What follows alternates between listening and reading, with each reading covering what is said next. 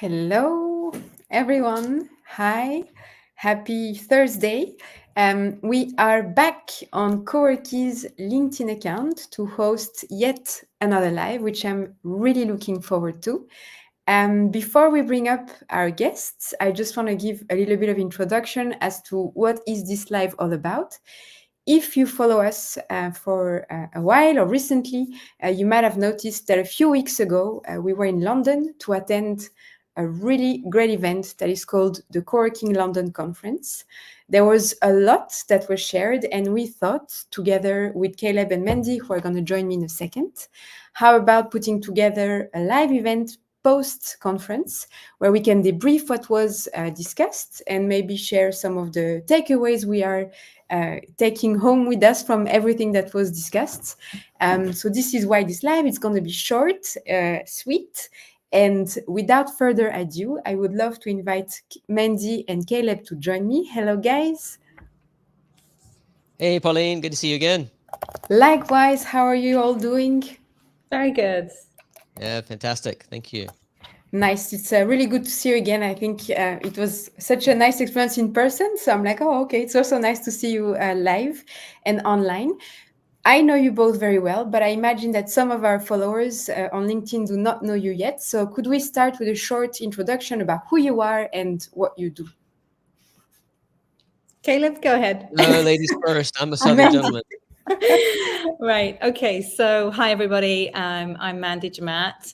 As you can probably hear from my accent, I'm British, and I am currently the business development and sales manager at eOffice. We are an operator, a co-working operator ourselves. In terms of background, I have a background in psychology, working in sort of research and data side, and also corporate wellness. But I've been in the real estate co-working space for 15 years now. Wow. Yeah, and I have I led the production and direction of the co-working conference this year. We're going to get to that in a second. But before, Caleb, who are you? I'm Caleb Parker. I'm the CEO of Brave. As you can tell by my accent, I'm not British.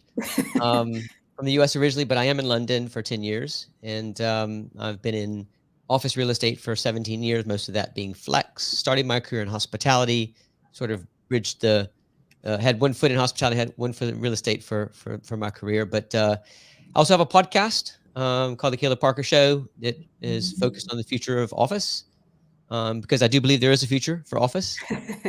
That's good. And very, very good to be here. It's great to tag team and co-host the conference with you, and Mandy taking your direction was a good time. Agreed. Mandy, in order for people watching us now or later to understand what is going to be discussed now, could you give a bit of context as to what is the Coworking London Conference? Yeah, sure. So this year marked its 8th edition of the event. So almost up to double figures there. Just to give it a little background, I guess, the event started in 2014. And as I said, eOffice is an operator. So co-working flex space is our core business. And the event started, I guess, as an event for our international partners. So we run a global network of co-working and flex space providers around the world. And it was a yearly event that we did to get everybody together, to be able to share ideas, for us to be able to talk about what worked, what didn't, to grow as a sector together. So that was the initial idea of the event. And then since about 2018, it's evolved into an open event for the industry. So we invited everybody to take part in the conversation. And then, I guess there's the unique part of this event. It's 2 days, and we move venues. So that's kind of I guess the differentiator between our events and others. We showcase different spaces. So we normally go to one venue in the first half day, we have lunch, break and go to another venue, and then day 2 we do tours. Yeah, that was actually really nice. It gave a good dynamic or a good rhythm to the conference, also to change venue and perspective. I think we Yeah, experienced also the talks in a different way. That was a really good one to change spaces. and the And after lunch slump, you know. yeah, exactly. We had the walk to digest and then go back to being focused. And just one more question for you before we start to share what we take away from the conference. Could you just talk a little bit briefly about the focus of this year's edition? Yeah, sure. So the event before this year was 2022. So as you can Oh, imagine, we were just coming out of the pandemic. The so much was uncertain at that point. And so most of that event was about trying to make sense of what was happening and how were we going to respond, what was our role as operators to meet the challenge, I guess, of what was happening at that time. So this year, you know, now that things have stabilized, we've sort of come into a new normal. We decided to call this year's the theme for this year's event was called the Hybrid Evolution. And the idea was, let's take stock of where we are. How has this landscape evolved? What does it mean for us today? And really to hone in on the real opportunity, personally, that I think that we have at the moment. It's a very exciting time to be in flex space personally. So it was about, trying to capture, what is the opportunity? Where's the potential? Where can we go? thanks for introducing that. I'm going to turn over to you, Caleb. So, as Mandy explained, the topic this year was all about hybrid, and we had actually, you and I, the pleasure to MC the whole day. That was structured around 6 panel discussions. One was about flex market, the overview of a flex market, evolution of hybrid, blurring the line between flex and hospitality, community and connection, AI for the modern workplace, and sustainable impact. So, based on everything that was discussed at the conference, what do you think we can expect for co-working in London and beyond in the near future? Well, I think that we've all talked about this hybrid word for so many years now, and the fact is that people are working in more than one way, and hybrid means so many different things to different people. But what it means to us is that people have a choice outside of the office building to work, and so it puts the emphasis on us to be able to create experiences that people want to come to, but also acknowledge that they may not come every day, and that's okay. But it also puts pressure on us as as operators and as brands in the co-working industry to find our differentiation, to find it and define it and Mm, communicate it. Because to me, and what we learned in a few of the panels around, you know, Zoe talked about brand lords and the various brands across the spectrum, and she had a lot of data to back that up. I think Ian and Chris from Uncommon and a few of them talked about hospitality and delivering a great experience. So I think we're going to see more of that coming into our industry, more differentiation based on brand and based on the experience. And you know, if you think about traditional office real estate, it's always been focused on providing returns to investors. mm, Great, needs to, yes. But we in the co-working industry, we put people at the center of our universe. And so, you know, if the co-working industry is now becoming the hospitality industry, as my co-founder Ian rightly said on his panel, um, it's what does that mean? It means it's about the way we make people feel. mm. Do they feel taken care of? Do they feel like they belong? So to me, this is where that brand differentiation comes in. And so I think there's a phrase that I really like that came out of this called "the vibe creates tribes," right? Yeah, Yes. that was a So good one. so the co-working, I think co-working operators, we need to really hone in on defining our values and decide what impact we're trying to make in the world as a company, as a brand, and then put that front and center in all of our communications. And so we can attract like-minded people. The customers, when they come, they feel like they belong because they Mm, align with our values. And then, you know, it's clear to me that And somebody said this, maybe it was Zoe, I can't remember now, but somebody talked about we're not selling desks on flexible terms anymore with free Wi-Fi and coffee. We've got to be more than that, because if you look at all the Instagram and social media out there, everybody's sounding the same. So we've got to hone in. So I think the future of co-working is really going to be brand differentiation and that hospitality experience. We're selling a tailored experience for our tribe. That's how we differentiate. We just happen to make money on the real estate. Thanks for sharing, Caleb. What about you, Mandy? What were some of your thoughts after listening to all those panels throughout the day?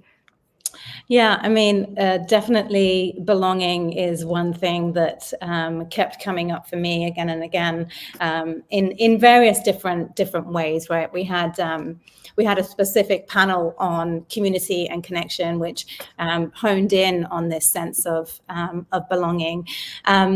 Which was really interesting. That was Naomi from Gensler who did that piece of research, and sort of coming back to what Caleb was saying here, the differentiator for me for the future of co-working is going to be this difference between what makes a workplace good and what makes it great. And what are those things? And as Caleb said, that's beyond the basics. The basics is I need a good desk to work from, I need my Wi-Fi to work, and I need to have a zone for focus working and a zone for meetings. Those are sort of becoming the absolute basics that's required. And the other thing that sort of came to me through the conference was that the workplace now is competing with the home office, right? Yeah. So in that way, there's an even greater need for there to be that community aspect to the workplace, for the workplace to be outstanding in whatever way. I guess each operator feels that they can do that. What does outstanding mean? And I think, those nuances are now going to start to become very, very important.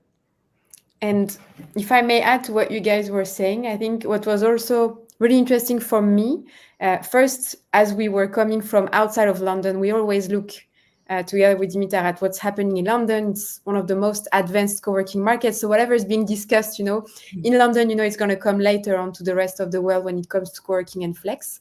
And I think I really enjoyed at the beginning when James Rankin from Instance talked together with his colleague about the occupier perspective, because very oftentimes we don't know what users want. And I think they brought a lot of interesting facts about what makes them decide these days for co-working, or what do they look at. And for instance, for me, the fact that he mentioned sustainability as being something very important, and also premium offerings or premium services was something I found particularly interesting, because as you guys were saying, that also means that, the bar is raising in terms of what we expect these days from co-working and flex spaces. I also found really interesting what Alison from Leaseman was saying.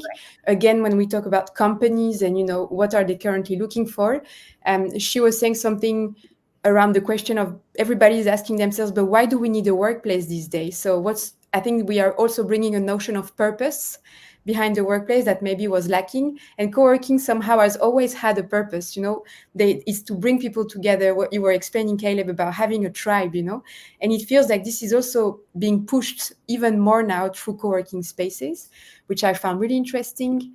And I had two more. One was on the panel around AI. I like the fact that people had a common understanding that so far AI is not, there's no real AI tool that can really serve co-working spaces or support co-working spaces. But in the meantime, everybody's kind of like looking at ways AI can support better, like, I have a note about the words they were using. They said, getting better predictions and analysis of the markets while also supporting teams in streamlining processes. So I think it's also really interesting to see how technology is going to foster that.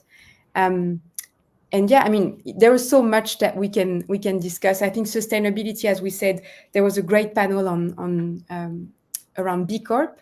I think it's something very common now in London the B Corp certification for co-working and flex spaces.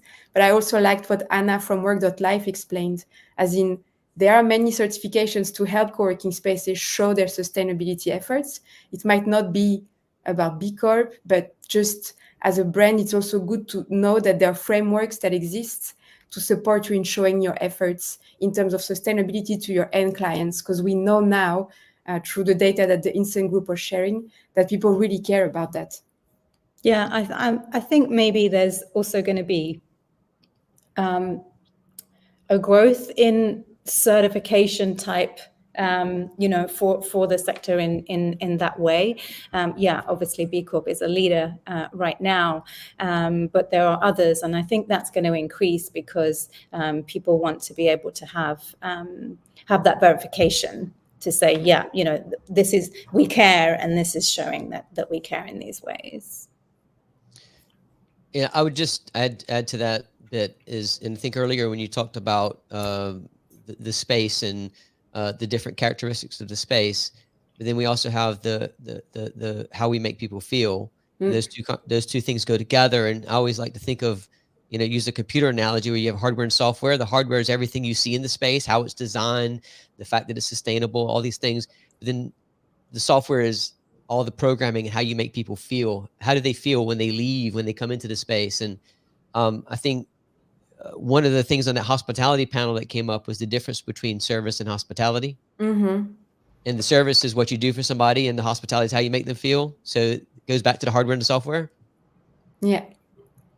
And also, absolutely. And on that, I think there was also some discussions around the importance of the team. You are like the impersonification of the brand. So you're also like the first touch point of what people see when they enter the space is the team. So I also like that, hospitality is about being, as you said, Caleb, earlier, making people feel seen in the space.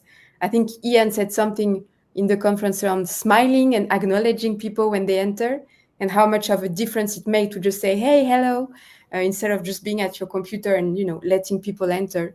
And yeah, hospitality, being hospitable, he even used the term, I think, which was a very good one.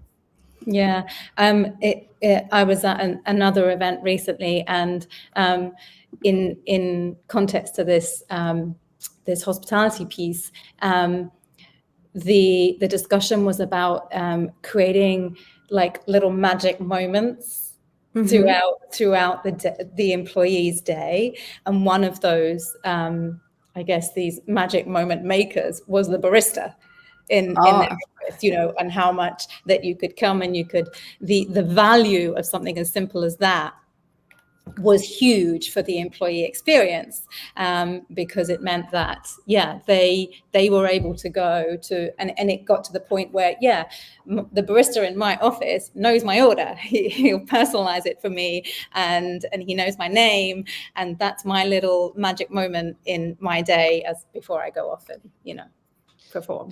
And if we see that the management agreement model, the partnerships between landlords and co-working operators continues to grow, we're going to see more and more of co-working and this experience that Mandy just described coming into office buildings, which is great, because if you think about, somebody's first arrival to a building when maybe they've had to schlep in and commute for a bit, right? To have that smile and greeting, the feeling of walking to a hotel, I mean, that makes a big difference in somebody's work experience. Absolutely. And I think what that's really interesting also, the barista type of experience, because, I remember in Starbucks, they write your name on it, and somehow but because your name is written on the cup, you feel seen. But in co-working, as you said, personalized experience, isn't it? Sorry to interrupt you there. No, absolutely. And so I think in co-working, it's kind of like taking it to a higher level of like acknowledging that it's, you're there, I see you. And I think in times where also what was discussed around loneliness, people feel more and more lonely. I think the co-working spaces, they have that power of making you feel seen in so many different ways throughout the space, which again relates to what Caleb was saying earlier. Everything is an experience, basically, when you enter the workplace or a flex workspace these days. And this is where I go back to putting your values front and center. And they start with hiring and your communications when you're recruiting. You want to attract people to work with you and become a team member and a partner who believe the same values that you do, because they're going to be your front line. They're going to be your best friends of your customers and your members. And so you want those people to feel taken care of first, so they can then take care of our customers. And there's that alignment there. I see on LinkedIn people are commenting. So someone said the art of being hospitable was the quote. Okay, thank you for helping us here. That's really nice. Thank you.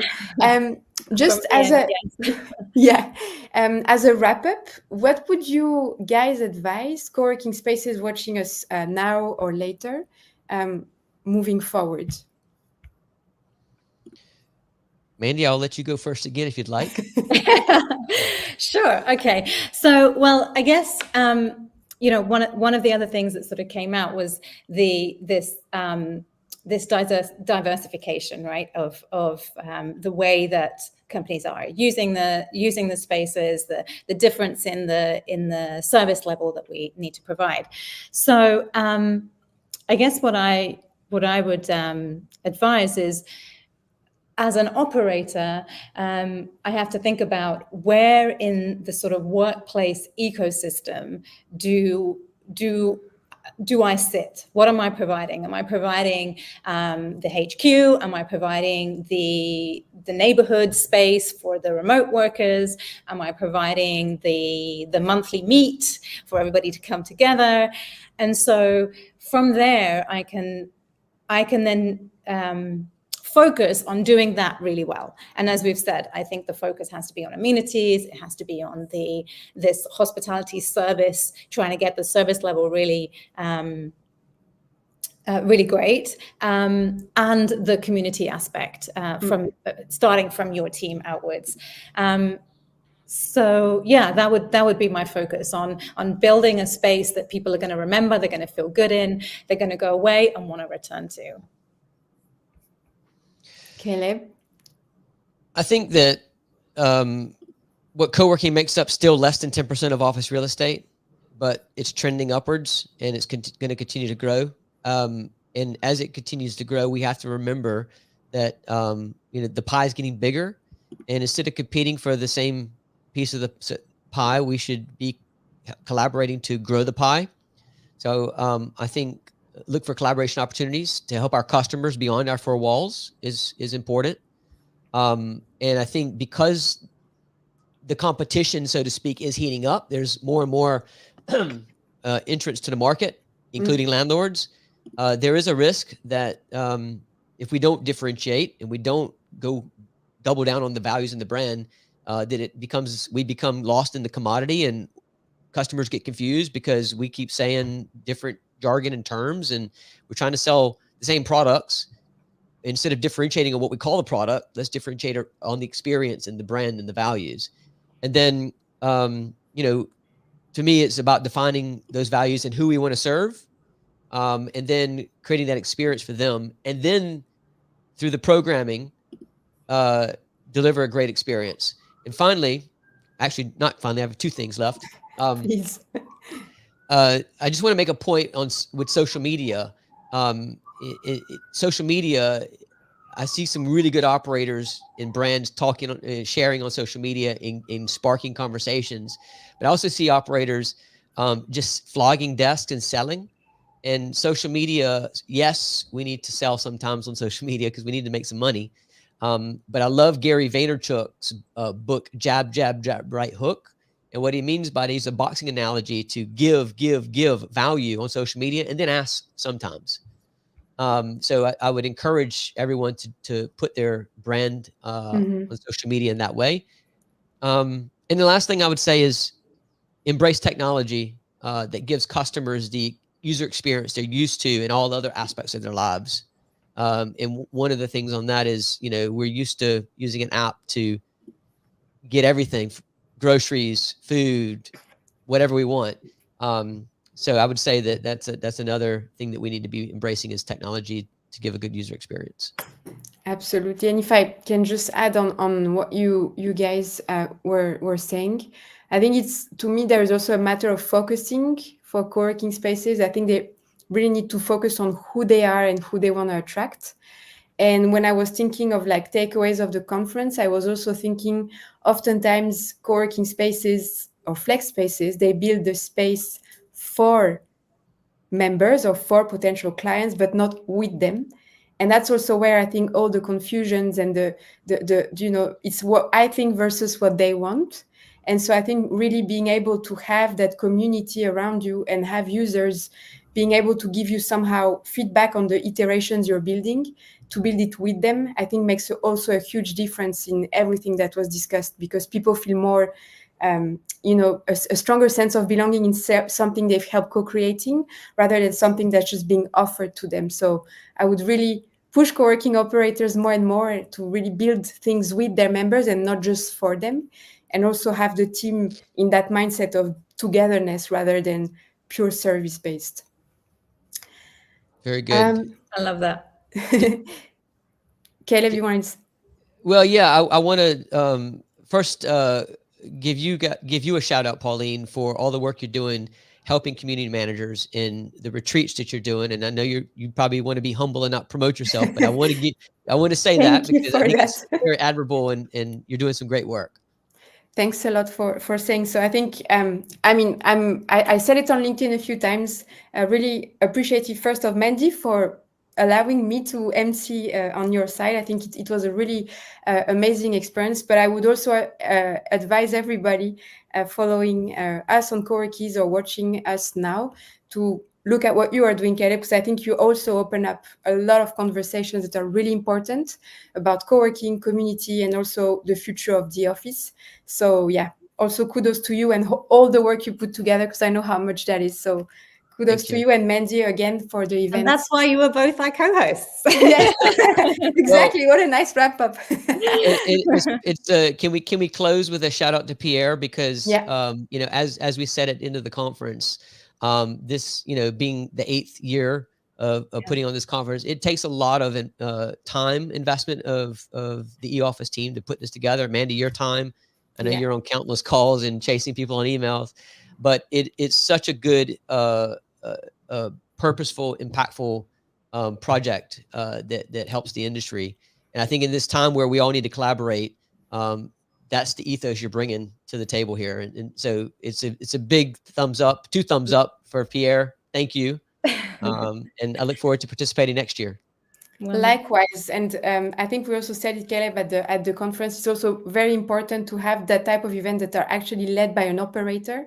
You guys with eOffice, you bring also another perspective compared to other conference organizers who come from a different angle. So props to you guys for also putting that together. Yes, agreed. Thank you. Thank you so much, both of you, for this very enjoyable conversation. Mandy, did you want to add something? Sorry if I just cut you. No, I was just going to say, and also the perspective we have is 20 years long, right? So we've seen from when the sector was just ourselves, IWG, Regis at that time, and MWB, and then its evolvement through to today's market. So yeah.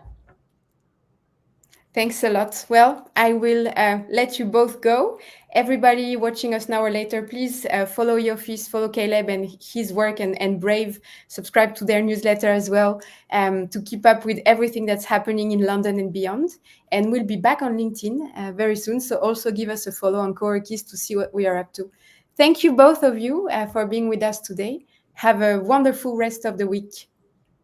Thank you very much. See you guys. See you later. Bye.